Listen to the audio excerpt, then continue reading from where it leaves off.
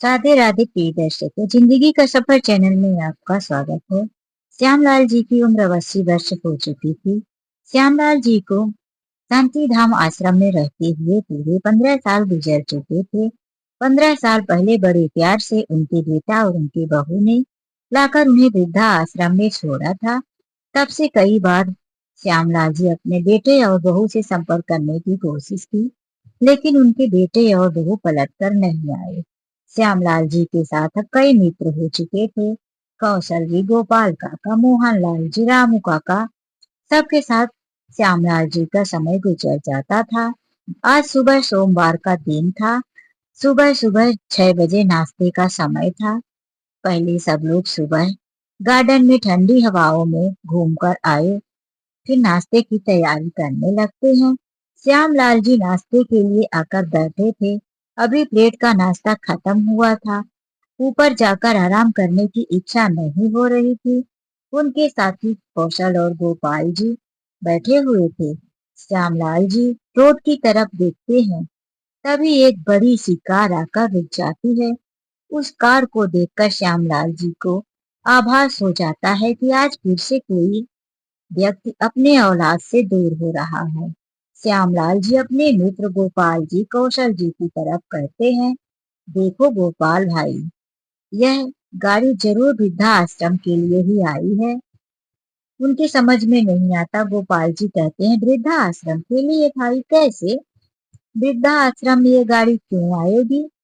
श्यामलाल जी कहते हैं, अरे नहीं समझे, आज फिर से कोई एक पिता अप या माता अपने घर से बेघर हो रही है। यह सुनकर सबकी नजरें फिर से दुख से नीचे झुक जाती है। देखो भाई, भगवान करे ऐसा ना हो। हम लोग इस दर्द को महसूस कर पा रहे हैं। श्यामलाल जी कहते हैं, अब गाड़ी की तरफ ही देखो। मेरा अंदाजा आज तक कभी गलत नहीं गया।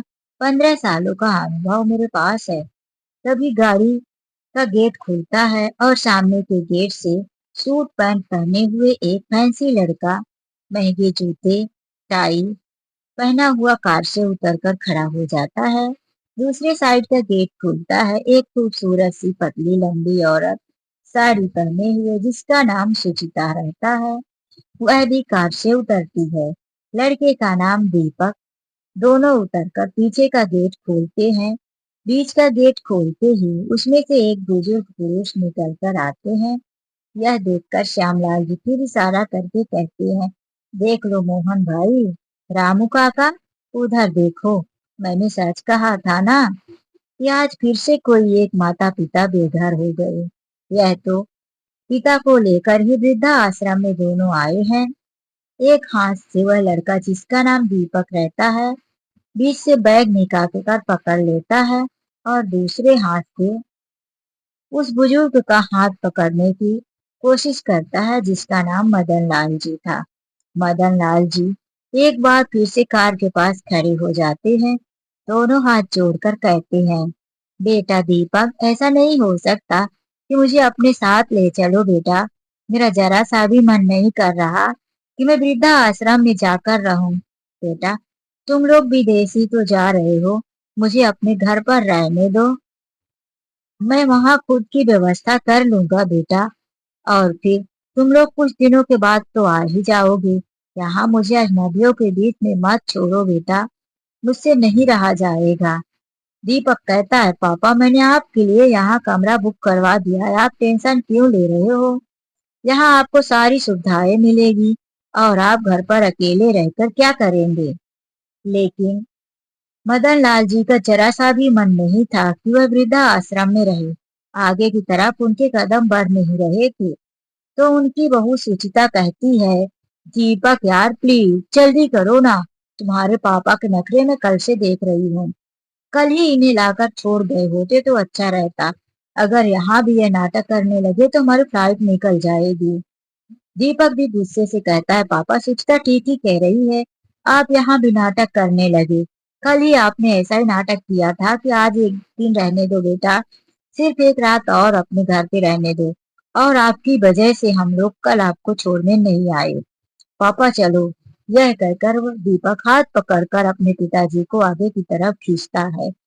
और मदन लाल जी अपने कदम पीछे ही लेते हैं, लेकिन दीपक ने झटके से पिताजी को खींचा और लाकर मैनेजर साहब की टेबल के पास उनका बैग रखा और कहने लगा, मैनेजर साहब, कल ही हमने बुकिंग कर लिया था ना। दीपक, देखिए मेरा नाम होगा। मैनेजर साहब चेहरा देखकर ही कहते हैं, हाँ मुझे याद है।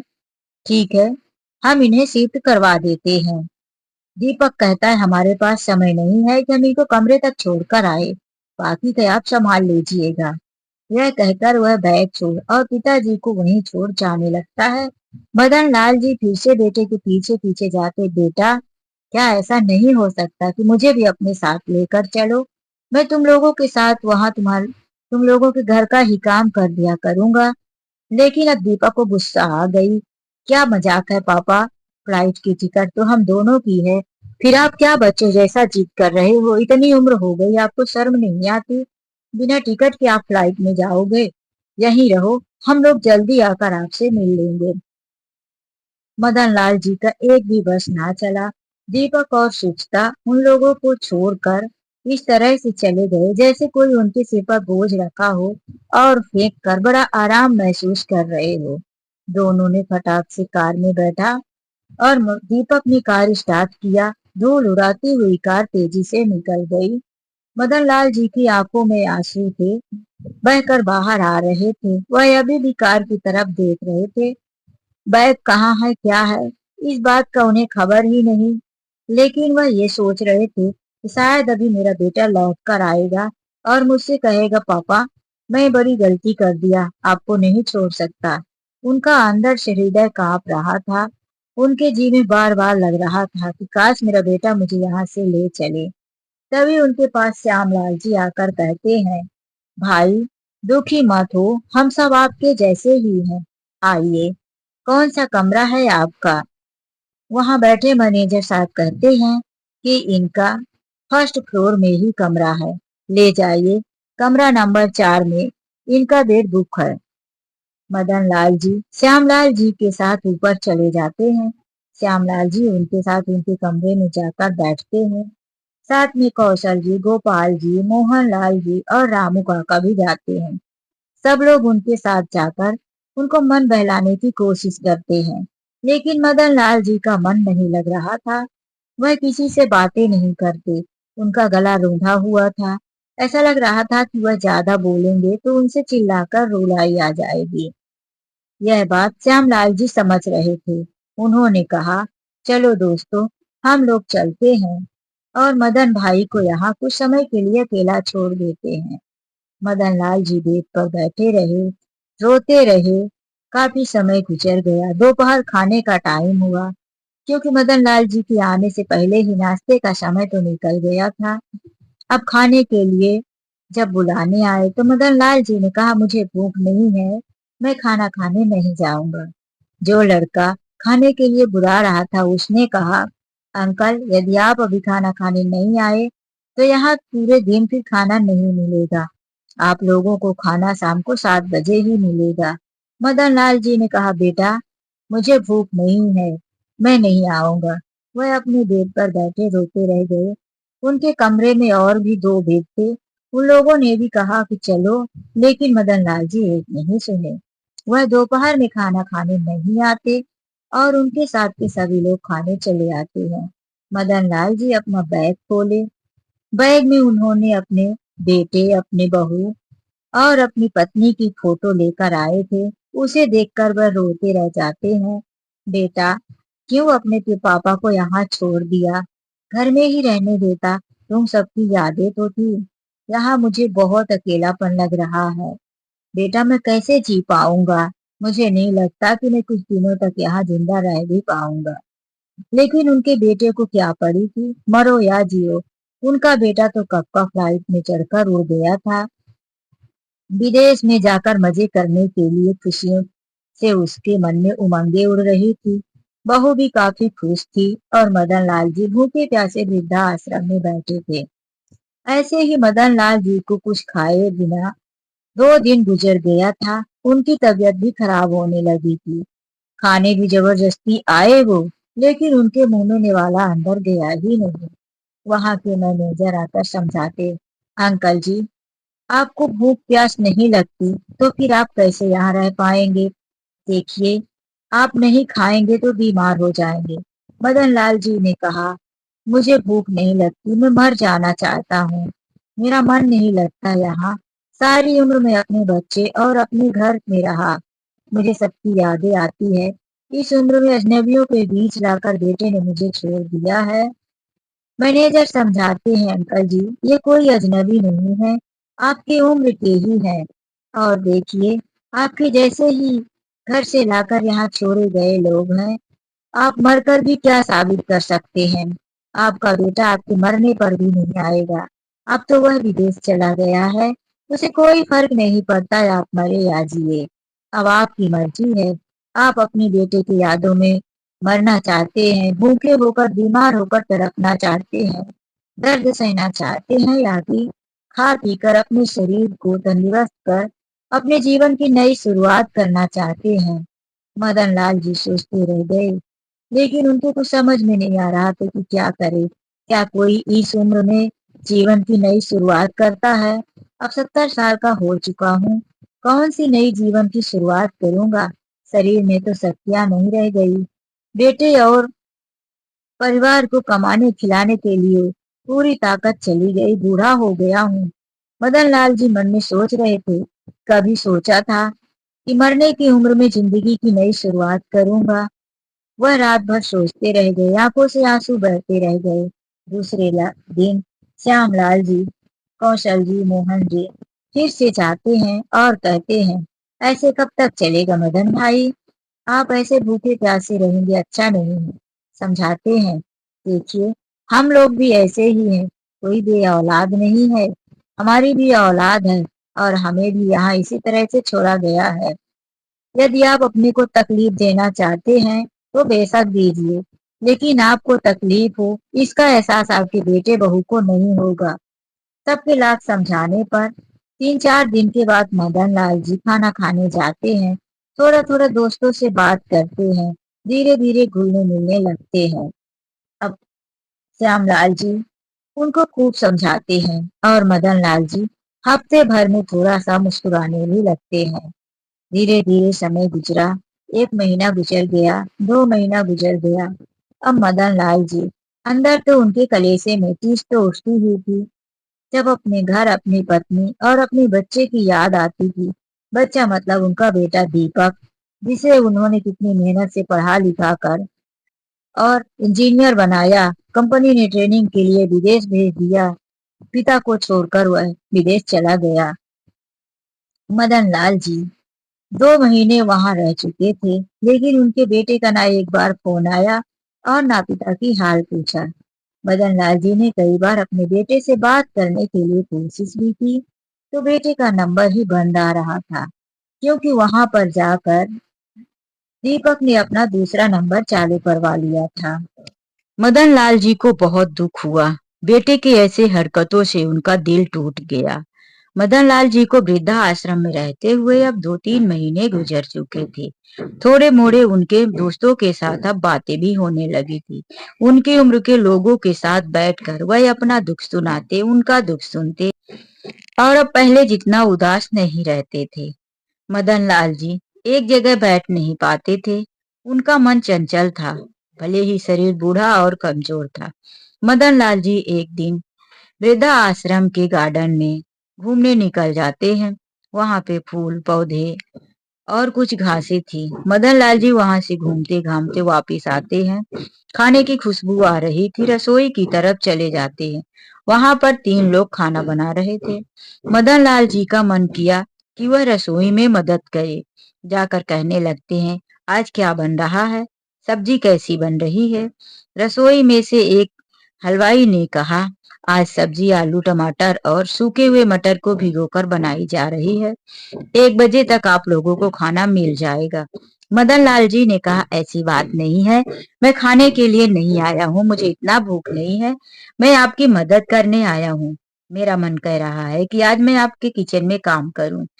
रसोईया ने कहा, नहीं, यहाँ पर हम वृद्ध लोगों से काम नहीं करवाते, उनके बस का नहीं है रसोई का काम करना।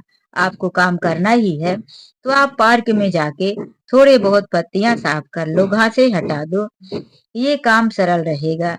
लेकिन मदन लाल जी ने कहा, भैया मैं अपने समय में एक होटल में हलवाई था और वहां पर मैं खाना बनाने का ही काम किया करता था। स्वीट्स बनाता था, दोपहर शाम का खाना बनवाता था, इसीलिए मुझे यहाँ पर कुछ करने का दे दो। मदन लाल जी की बातें सुनकर वह मना तो बहुत किए, लेकिन मदन लाल जी ने जीत कर दिए। तो रसोइये ने कहा, ठीक है, आपकी जैसी मर्जी, आपको क्या करना है वह काम चुन लीजिए। मदन लाल जी ने कहा, रहने दो, आप दूसरा काम करो, दो सब्जी मैं बनाता हूँ। मदन लाल जी आलू टमाटर और मटर की सब्जी बनाने लगे। उनके सब्जी बनते ही इतनी अच्छी से खुशबू आ रही थी कि रसोइयों को भी लग रहा था कि हाँ, आज की खुशबू तो मेरे सब्जी से ज्यादा अच्छी है। जब दोपहर को 1 बजे सबके लिए खाना परोसा गया, मदन लाल जी के हाथ की सब्जी सब लोग खाए। उन्हें पता नहीं था, पूछने लगे कि वाह, आज की सब्जी का स्वाद तो लाजवाब है, क्या आज की सब्जी बाहर से मंगाई गई है? सब लोग खा लिए। तब एक रसोइये ने बताया, नहीं, आज की सब्जी हमारे यहाँ जो नए मदन भाई आए हैं उन्होंने बनाया है। यह सब्जी किसी 5 स्टार होटल से कम नहीं थी। सबके चेहरे पर मुस्कान आ गई और सबकी नजरें मदन लाल जी के ऊपर टिक गई। मदन लाल जी ने कहा, अरे नहीं, इतना भी अच्छा नहीं, बस मैं थोड़ा बहुत कोशिश कर लेता हूँ। मैनेजर साहब भी ये सब सुन रहे थे। उन्होंने कहा, कोशिश नहीं, बहुत अच्छी बनी है, आपने तो पूरा स्वाद ही डाल दिया, इसे कोशिश नहीं कहते। दूसरे दिन मदन लाल जी जब नाश्ता करके सुबह पर जा रहे थे तो उनके दोस्तों के साथ बीच में ही थे। मैनेजर साहब ने कहा, मदन भाई, मैं आपसे थोड़ी बात करना चाहता हूँ। मदन लाल जी ठहर जाते हैं। उनके पीछे 2 लोग उनके ही उम्र के थे, वह भी रुक जाते हैं। मैनेजर साहब ने कहा कि मैं आपसे कुछ कहूँ। कल की सब्जी खाकर मुझे ऐसा लग रहा है कि आपके हाथों में जादू है। यदि आप इसी तरह से सब्जी बनाएं और भी आपको पकवान आता ही होगा। मदन लाल जी ने कहा, हाँ, मैं हलवाई ही था। मैंने अपने बेटे को पढ़ा लिखा कर अपनी हलवाई की मेहनत से ही इतना बड़ा बनाया है। और आज मेरा बेटा, यह कहकर वो थोड़ा उदास हुए। तो मैनेजर साहब ने कहा, मेरा ये मतलब नहीं था कि आपके पुराने जख्मों को फुरे दूं। मैं आपके लिए कुछ करना चाहता हूँ। अगर आप कहें तो मैं आपके लिए एक स्पेशल रसोई तैयार करवा देता हूँ और आप ऐसे ही भोजन बनाकर ऑनलाइन भी दे सकते हैं। मैनेजर साहब की बातें सुनकर मदन लाल जी ने कहा, अरे भाई, मैं अभी इस उम्र में कर भी पाऊंगा कि नहीं, पता नहीं, अपने ही शरीर पर मुझे भरोसा नहीं है। वो तो बस मैंने ऐसे ही कर दिया, कल मेरा मन हो रहा था। मैनेजर साहब ने कहा कि आप कर पाएंगे। तब वहां पर घनश्याम काका, गोपाल जी, रामू काका सब थे। वह बोल पड़े, क्यों नहीं मदन भाई, आप अकेले नहीं हो, आपके साथ हम भी हैं। और देखो, आपके आने के बाद से कितना अच्छा लग रहा है। हम सब मिलकर करेंगे तो बहुत कुछ कर पाएंगे। अब उनके दोस्तों का सहारा मिला। मदन लाल जी को सबने सपोर्ट किया, वह तैयार हो गए। दूसरे ही दिन मदन लाल जी अपनी नई रसोई में अपने दोस्तों के साथ मिलकर सब्जी, कढ़ी, पराठा, छोले, बहुत कुछ बनाया और बनाकर उसे ऑनलाइन डाल दिया। पहले दिन उन्हें सिर्फ 5 ऑर्डर मिला। थोड़ा खाना बचा हुआ था तो सबको शाम को खाने के लिए मदन लाल जी के हाथों का भोजन मिल गया। अब मदन लाल जी के 5 ऑर्डर जो एक दिन में मिले थे वह दूसरे दिन भी मिलने लगे और उन्हें उनके ऑनलाइन कमेंट भी अच्छे अच्छे आने लगे। वाह, बहुत अच्छा खाना, स्वादिष्ट खाना। मदन लाल जी को फिर दूसरे दिन 7 ऑर्डर मिला। इसी तरह से एक दो ऑर्डर उनके रोज बढ़ते जा रहे थे। धीरे धीरे मदन लाल जी का खाना ऑनलाइन फेमस हो गया। खाना जो मदन लाल जी बना रहे थे वह उनके वृद्धा आश्रम के नाम पर ही था, शांति धाम रसोई। अब धीरे धीरे मदन लाल जी का खाना जितना बनता सब खत्म हो जाता है, यहाँ तक कि ज्यादा ऑर्डर भी आता, कैंसिल करना पड़ता। मदन लाल जी के धीरे धीरे इस काम से पैसे भी आने लगे थे और उनके दोस्तों को यह काम करके मजा भी आने लगा था। अब मदन लाल जी की एक बड़ी सी रसोई हो गई थी और पैसे भी उनके ही अकाउंट में आने लगे थे।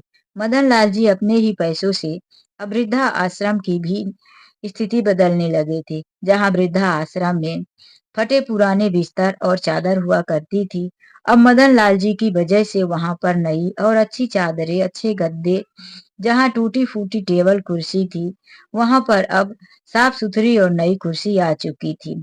मदन लाल जी ने वृद्धा आश्रम के लिए बहुत कुछ किया। अब पैसे भी बहुत आने लगे थे।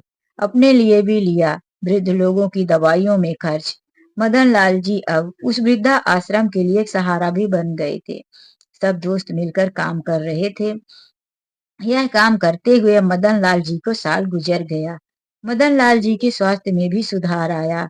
अब उन्हें जबकि काम मिल गया था, खाली नहीं रहते थे, तो उनका मन भी लग गया था। अब वह इस बारे में नहीं सोचते थे कि मेरा बेटा कहाँ है, मेरा मेरा बेटा और बहू मुझे यहाँ वृद्धा आश्रम में छोड़कर क्यों चले गए। 1 साल के बाद एक दिन मदन लाल जी को याद आया कि मेरा अपना पुश्तैनी मकान जो मेरे पिताजी का था, लेकिन मैंने उसमें एक नया मकान बनवाया, नींव तैयार की, उसे मैं क्यों ना बेच दूं। मदन लाल जी एक दिन अपने घर जाते हैं और वह घर के पेपर निकाल कर उसे बेच देते हैं और उसमें से जो भी पैसा बचा वह वृद्धा आश्रम के लिए लगा देते हैं। वह वृद्धा आश्रम में और बड़ा सा एक 2-3 कमरा तैयार करवा देते हैं, क्योंकि जगह कम पड़ रही थी। अब उन्हें रहते हुए 2 साल लगभग गुजर गया था। मदन लाल जी के लिए पास बहुत पैसे भी हो गए थे। वृद्धा आश्रम की भी स्थिति बदल गई थी। उनके आने के बाद उनके दोस्त जो वृद्धा आश्रम में ही बने थे, अब खुश रहने लगे थे। वह भी अपने घर के लिए अब रोते नहीं थे, अपना घर याद नहीं करते थे। एक दिन मदन लाल जी शाम के समय में बाहर अपने दोस्तों के साथ कुर्सी में बैठे हुए बातें कर रहे थे कि हमारा किस तरह से बिजनेस चल रहा है और हमें कल के लिए क्या बनाना चाहिए। उनके 4-5 दोस्त बैठे हुए थे और मैनेजर साहब वहां पर लिस्ट लेकर खड़े थे, क्योंकि उन्हें सामान जो मंगवाना था। तभी वहां पर एक टैक्सी आकर रुकती है। ऐसा लग रहा था कि यह टैक्सी कोई किराए पर लेकर आया है। सबका ध्यान उसमें नहीं जाता, लेकिन ना जाने क्यों मदन लाल जी का कलेजा धक से हो जाता है। उनकी नजरें 2-3 बार उस टैक्सी की तरफ पड़ती है, लेकिन वह उसे नजरअंदाज करते हुए मैनेजर साहब को कल के खाने की लिस्ट बताने लगते हैं। लेकिन राधे श्याम जी की नजर उस टैक्सी की तरफ ही थी। राधे श्याम जी ने देखा कि उस टैक्सी में से मदन लाल जी का लड़का उतर रहा है। उन्होंने मदन लाल जी से कहा, अरे भाई देखो तो, इतने सालों के बाद तुम्हारा लड़का आया है। मदन लाल जी ने झटके से उधर नजर दौड़ाई तो उनका लड़का ही खड़ा था। इस बार महंगे सूट में नहीं, एक सीधे सादे शर्ट और पैंट में था और पैरों में एक सीधी सी सैंडल पहना हुआ था। और उनकी बहू भी उतरती है। बहू ने इस बार ऊंची हेल की सैंडल, महंगी साड़ी, महंगा पर्स ये सब कुछ नहीं ली थी। उसने एक साधारण सी साड़ी और एक साधारण सी चप्पल पहन रखी थी। उनको देखकर ऐसा लग रहा था कि जैसे आसमान में उड़ने वाली परी अब जमीन पर आ गई हो। वह उन्हें देखकर सोचने लगे कि आखिर अब इनको ऐसा क्या काम पड़ गया है, इनका रुतबा उतरा हुआ क्यों है। वह आए, पिता और अपने पिता के साथ बैठे हुए बुजुर्गों को देखकर वहीं खड़े हो जाते हैं। पिताजी को देखकर जल्दी से पैर पर झुककर प्रणाम करते हैं और कहते हैं, पिताजी आप ठीक तो है ना। इतने अच्छे व्यवहार को देखकर आज मदन लाल जी को आश्चर्य हो रहा था कि यह मेरे बेटे और बहू को क्या हुआ। कल तक जो हमें छूते नहीं थे, धक्के मारकर हमें वृद्धा आश्रम में छोड़कर चले गए थे, और आज ये हमें इतने लोगों के सामने इतना सम्मान दे रहे हैं। मदन लाल जी ने कहा, हाँ हाँ हम तो ठीक है, अपना बताओ तुम लोग कैसे हो। उन लोगों ने पहले सबकी तरफ देखा, फिर अपने पिताजी के सामने हाथ जोड़ दिए और कहा, पापा हम आपको लेने आए हैं, आप हमारे साथ चलिए, हम काफी परेशान हैं। मदन लाल जी ने कहा, वह तो तुम लोगों के हुलिये से ही बता रहा है कि अब तुम लोगों के पास कुछ न कुछ समस्या जरूर है। बताओ क्या हुआ तुम्हारे साथ। दोनों बताने लगे, पापा हम लोग जब विदेश में गए तो हमारा 6 महीने तक तो बहुत अच्छा चला, ट्रेनिंग चली, लेकिन वहां पर हमने जो प्रोजेक्ट बनाया था वह प्रोजेक्ट कंपनी को पसंद नहीं आया और वह कैंसिल हो गया। यहाँ से हमें कंपनी ने भेजा था, लाखों रुपए कंपनी का डूब गया। तो ये कंपनी ने कहा कि जब एक छोटा सा प्रोजेक्ट नहीं संभाल सकते हो तो अब इंडिया में भी आपको नौकरी नहीं मिलेगी, आप लोग अपने लिए कोई दूसरी नौकरी ढूंढ लो। हम दोनों ने काफी कोशिश किया कि विदेश में कोई दूसरी नौकरी ढूंढकर करें, लेकिन वहां हमें कोई नौकरी नहीं मिली। हमारे पास जो भी पैसे था उससे हम खाते रहे और रोज दिन नौकरी ढूंढते रहे। ढूंढते ढूंढते ऐसा समय एक दिन आ गया कि हमारे पास बचे हुए पैसे भी खर्च हो गए। यहाँ तक कि हमने कर्ज भी ले लिया था। अब हमारे पास पैसा खाने के लिए भी नहीं था। फिर हमने थोड़े से पैसे जो बचे थे उसी से इंडिया के लिए टिकट निकलवा लिया। नहीं तो अब ऐसा था कि हम वहीं फंस ना जाएं, कहीं हमारे पास टिकट के भी पैसे ना बचे। हम कर्ज लेकर टिकट निकाल कर आए हैं पापा। हमारी स्थिति बहुत खराब हो गई। हम अपने घर गए थे, वहां कोई और रह रहा है। पापा, क्या आपने उस घर को किराए से दिया है? वह लोग तो बोल रहे थे कि हमने घर खरीद लिया है। मदन लाल जी ने कहा, हाँ बेटा दीपक, ठीक ही सुन रहे हो, हमने घर बेच दिया। तो बच्चों ने कहा, पापा फिर उसका पैसा कहाँ है? लाइए, कोई बात नहीं, हम शहर में दूसरा मकान बना लेते हैं, आप हमारे साथ चलिए। और वैसे भी हमने ऑनलाइन आपकी फोटो देखा है, आप लोग जो रसोई करते हैं, आपका यहाँ तो बहुत अच्छा काम चल रहा है। पापा, आपने अपना पुराना बिजनेस स्टार्ट कर दिया है। चलिए, अब हम नया घर बनाकर साथ में रहेंगे। एक पल के लिए उनके दोस्त भी डर गए कि हमारे मदन भाई अब हमें छोड़कर यहाँ से चले जाएंगे। इनके आने के बाद हमें जीने का सहारा और काम मिल गया था। हमारा अच्छा मन जो लग रहा था, लेकिन मदन भाई के जाने के बाद हम फिर से बेरोजगार और निराश हो जाएंगे। लेकिन मदन लाल जी के जवाब ने उन सबके दिल में आत्मविश्वास और एक नई ताकत भर दी। मदन लाल जी सीधे खड़े हुए। ऐसा लगा आज ही उनके शरीर में पूरी ताकत और जवानी वापिस आ गई हो। उन्होंने कहा, सुनो बेटा और बहू, तुम लोगों ने मुझे उस स्थिति में वह घर से निकाल कर यहाँ फेंका था, जिस स्थिति में मैं कभी भी तुम लोगों से दूर नहीं रहना चाहता था। तुम्हें अंदाजा नहीं कि तुम लोगों के जाने के बाद मैं कितना तड़पा हूँ, कितना रोया हूँ। लेकिन तुम्हारा दिल नहीं पसीजा, तुम्हारा दिल पत्थर का हो गया था और तुम लोग हमें रोता तड़पता छोड़कर चले गए। मेरे यही दोस्त, वह उंगली से इशारा करते हुए बताने लगे, कि इस उम्र में मुझे जीवन की नई शुरुआत करने की प्रेरणा दी, मेरे साथ हर वक्त खड़े रहे और आज इन लोगों का सहारा पाकर ही मैं अपने पैरों पर खड़ा हूँ, वरना मैं कब का टूट गया होता। मैं तो मर जाना चाहता था, लेकिन इन सबने मेरा सहारा बने और मुझे जीने की नई उम्मीद जगाए। अब तुम लोग यही समझो कि तुम्हारे बूढ़े पिता मर चुके हैं और जाओ यहाँ से। तुम्हारा और मेरा रिश्ता खत्म हो चुका है। मैंने अपना मकान बेच दिया और यहाँ देख रहे हो वृद्धा आश्रम में, इसी में मैंने अपना पैसा लगा दिया। तुम दोनों के लिए मेरे पास एक रुपए नहीं है। मुझे माफ करो और यहाँ से चले जाओ। वह दोनों और कुछ बोलना चाहते थे, लेकिन मदन लाल जी ने मैनेजर साहब से कहा, मैनेजर साहब, इनको और इनकी पत्नी को बाहर का रास्ता दिखाइए, हमें इनसे बात नहीं करना। मैनेजर साहब आकर कहते हैं, भैया आप लोग यहाँ से चले जाइए। हमारे यहाँ पर रहने वाले बुजुर्गों को हम कोई जबरदस्ती परेशान करे ऐसा मौका नहीं देते। जाइए, वरना हमें और कार्यवाही करनी पड़ेगी। हम यहाँ पुलिस भी बुला सकते हैं।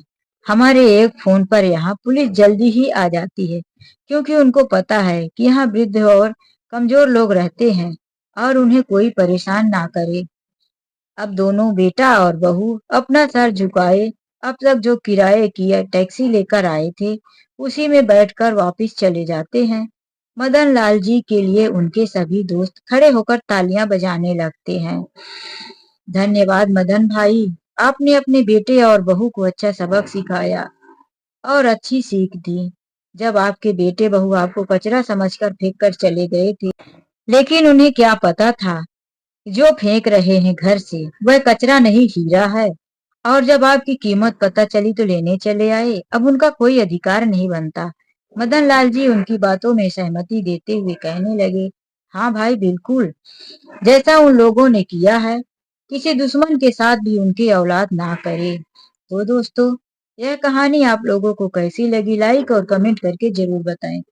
मिलते हैं एक नई कहानी के साथ, आज के लिए बस इतना ही। राधे राधे, जय श्री कृष्णा।